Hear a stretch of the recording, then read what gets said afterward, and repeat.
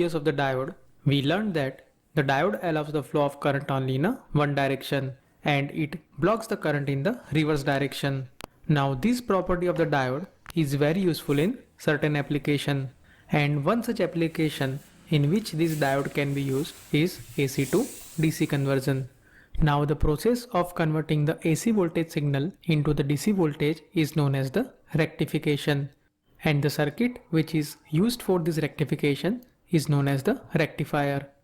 Now broadly these rectifiers can be classified in two categories. One is known as the half wave rectifier and the second one is known as the full wave rectifier. So in this video we will learn about the half wave rectifier.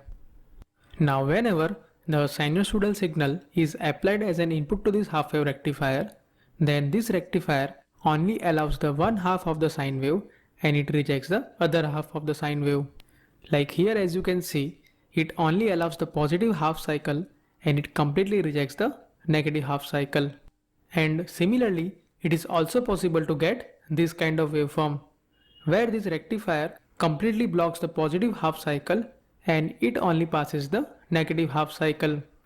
So in this way, this half wave rectifier converts the AC signal into the pulsating DC signal. Now let us see the circuit of this half wave rectifier. So as you can see over here, the input signal is applied to the load through this diode. So whenever the sine wave is applied as an input, then at the output you will get this kind of waveform. So here this circuit only passes the positive half cycle of the sine wave and it completely rejects the negative half cycle. So now let us understand how the circuit works. And for the analysis purpose, for a moment, let us assume that this diode is an ideal diode. So during the positive half cycle, the voltage which appears across the anode and cathode of the diode will be positive. It means that this diode will get forward biased. And simply we can replace this diode by the closed switch.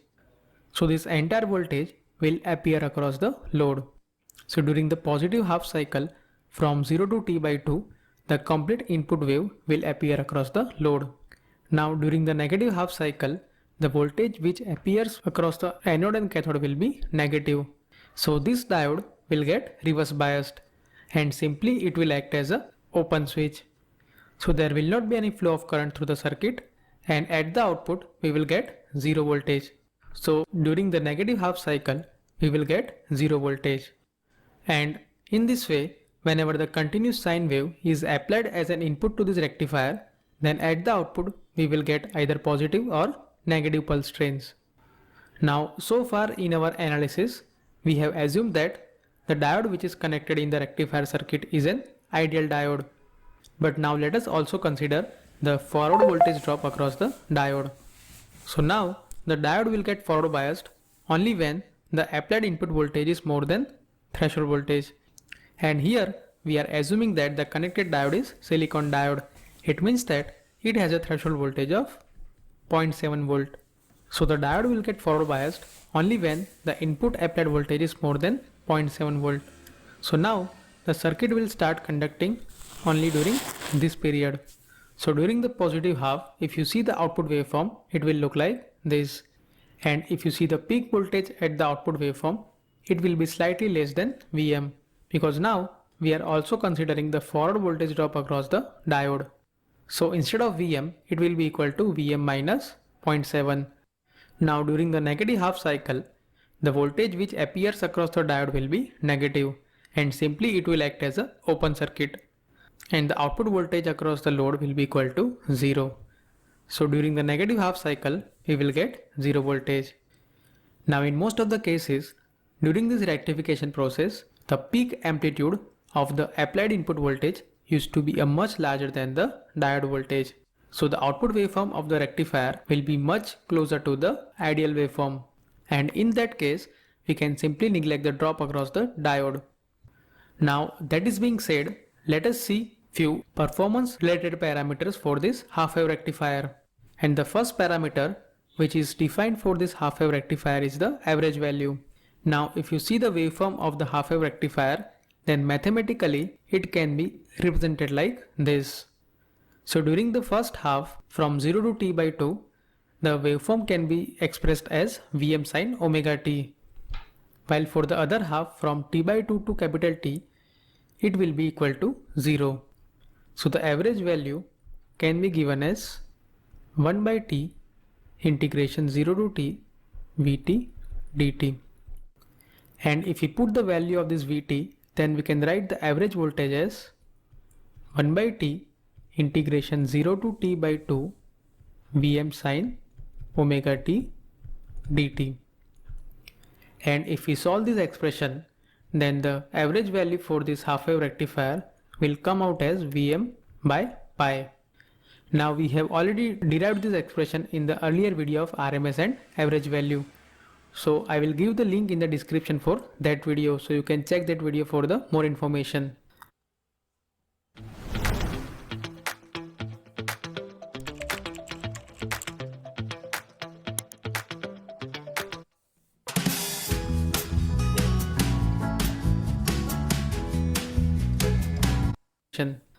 Similarly, the next parameter which is defined for this half wave rectifier is the RMS value.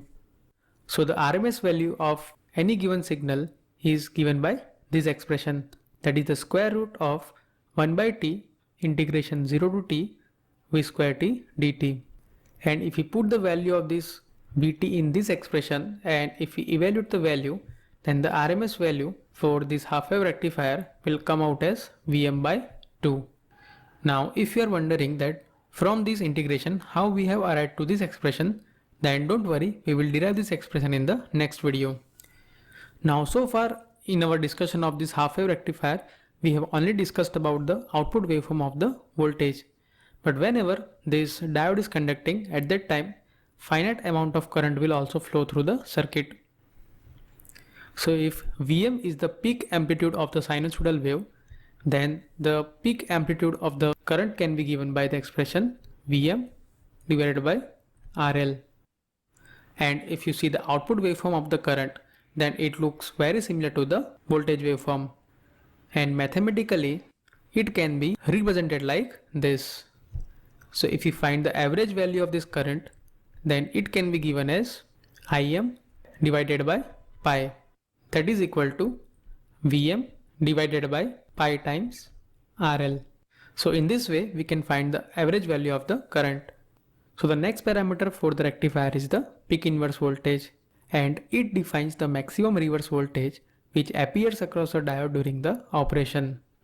So here, if Vm is the peak amplitude of the applied sine wave, then during the negative half cycle, the maximum voltage which appears across the diode in reverse condition will be equal to minus Vm. So we can say that for this half wave rectifier, the peak inverse voltage or the peak reverse voltage will be equal to Vm. Now whenever you are selecting the diode for the rectifier, then you should need to check the PIV rating of the diode. So the peak amplitude of the applied input voltage should be less than this PIV rating. So now let's move to the next parameter. So far we have seen that whenever the sine wave is applied to this half wave rectifier, then at the output we will get a pulsating DC voltage. It means that it has some finite ripple. Now this ripple defines the periodic variation in the output DC voltage because of the imperfect suppression of the AC signal. So to define how much ripple is there in the output waveform, this ripple factor is used. And this ripple factor is defined as the ratio of RMS value of the ripple in the output waveform to the total average value of the output waveform. And for the half wave rectifier, the value of this ripple factor is equal to 1.21. So we will derive this expression for the ripple factor in the next video. Now the ripple in the output waveform can be reduced by using the filter circuit. So just by connecting the capacitor across this load, we can reduce the ripple in the output waveform. So let us understand how this circuit will reduce the ripple. And for a moment, let us assume that the diode is an ideal diode. Now during the positive half cycle, whenever the applied input voltage across the diode is positive, at that time this diode will get forward biased and simply it will act as a closed switch. So through this diode, this capacitor will get charged and it will get charged up to the peak voltage of Vm. Now once this capacitor will get charged up to this voltage Vm, then the diode will become reverse bias because at that point at both anode and cathode it has a same voltage. So at that time this diode simply will act as a open switch. So after this time the charge across the capacitor will get discharged through this resistor RL. So this yellow line which you are seeing in the waveform is the discharging of the capacitor. Now here we are assuming that the RC time constant of the circuit is much larger than the time period of the waveform. So if this condition is true, then we can assume that the capacitor is discharging linearly. Now once again, whenever the capacitor reach at this point, at that time the input voltage is greater than the capacitor voltage, and once again diode will become forward biased. So during this portion the capacitor will get charged through this diode, and once again it will get charged up to the peak voltage Vm, and then after again it will get discharged through this resistor. So in this way, because of the charging and discharging of the capacitor, we will get this kind of waveform. So here this time t1 is the charging period of the capacitor and this time t2 is the discharging time of the capacitor. Now like I said before, here we are assuming that the RC time constant of this filter is much larger than the time period of the waveform, and if this condition is not satisfied, then the capacitor will get discharged rapidly. And to avoid that problem, we should always check this condition. So by properly selecting the RC time constant of the filter, we can reduce the discharging of the capacitor, and hence we can also reduce the ripple in the output waveform. So as you have seen, using this filter circuit, we can reduce the ripple in the output waveform. But still if you see the output waveform, it has some finite ripple, and the peak to peak ripple can be given by this expression, that is IDC divided by FC, where IDC is the average current which is flowing in the given circuit, while F is the output frequency of the half wave rectifier and C is the filter capacitance. Then the next parameter which is used for this rectifier is the efficiency. So this parameter defines how efficiently the AC input power is converted into the DC output power. And for this half wave rectifier, the efficiency is equal to 40.6%. It means that from the given input power, only 40.6% of power is getting converted into the DC power. And as you can see, in case of this